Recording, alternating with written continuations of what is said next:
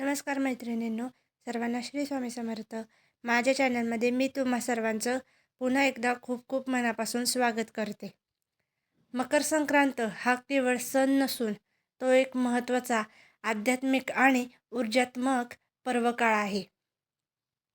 या काळात सूर्यदेव उत्तरायणात प्रवेश करतात आणि निसर्गामध्ये मोठा बदल घडतो. त्यामुळे संक्रांत पर्व काळात काही गोष्टी केल्यास शुभफळ मिळते, तर काही गोष्टी चुकून केल्यास नकारात्मक परिणाम होऊ शकतात. आजच्या या व्हिडिओमध्ये आपण जाणून घेणार आहोत संक्रांत पर्व काळात कोणत्या गोष्टी चुकूनही करू नयेत, कोणत्या भाज्या आणि अन्न टाळावे आणि ते का टाळावे. त्यामुळे व्हिडिओ शेवटपर्यंत नक्की पहा आणि आवडल्यास प्लीज लाईक करा. तर आजच्या व्हिडिओला सुरुवात करूया. संक्रांत पर्व काळात भांडण, वादविवाद टाळावे. संक्रांत पर्व काळात घरामध्ये भांडण, राग, कटू बोलणे आणि वादविवाद केल्यास त्या नकारात्मक ऊर्जेचा प्रभाव संपूर्ण वर्षभर टिकून राहतो, असे शास्त्रात सांगितले जाते. त्यामुळे या काळात शांतता, संयम आणि गोड बोलणे अत्यंत महत्त्वाचे असते. केस, नखे कापू नये. संक्रांत पर्व काळात केस कापणे, नखे कापणे किंवा दाढी करणे टाळावे, कारण या काळात शरीरातील सकारात्मक ऊर्जा कमी होते. शास्त्रानुसार या दिवसात शरीरावर अनावश्यक छेद देणे शुभ मानले जात नाही. जुनी, तुटलेली किंवा निरुपयोगी वस्तू दान करू नये.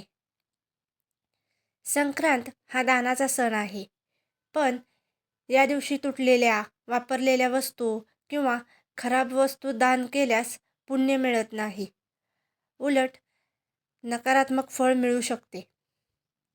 नेहमी स्वच्छ, उपयोगी आणि चांगल्या वस्तूनेच दान करावे. संक्रांतीच्या दिवशी किंवा पर्व काळात सकाळी उठल्यानंतर रिकाम्या हाताने घराबाहेर जाणे टाळावे. शक्य असल्यास हातात पाणी, तीळ, गूळ किंवा नाणे ठेवून दिवसाची सुरुवात करावी, कारण हे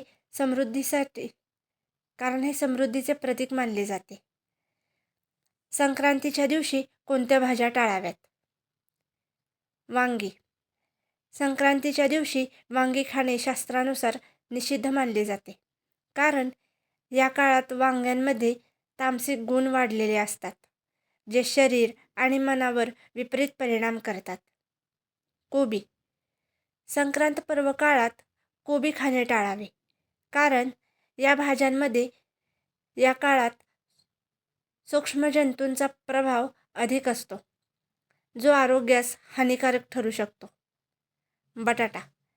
संक्रांतीच्या दिवशी बटाटा खाणे टाळावे, कारण तो भूमिगत भाजी असल्याने या काळात त्यामध्ये जडत्व वाढलेले असते.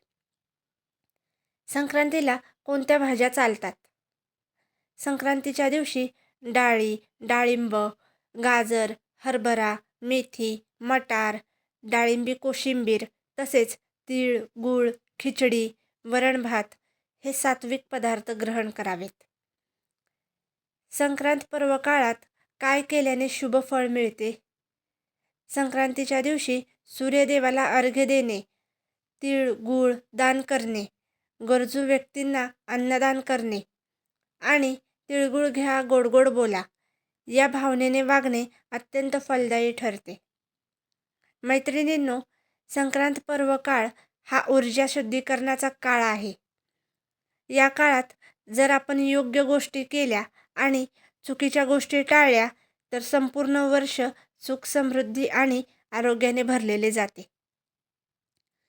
जर ही माहिती तुम्हाला आवडली असेल तर व्हिडिओला लाईक करा, शेअर करा आणि चॅनलला प्लीज सबस्क्राईब करा.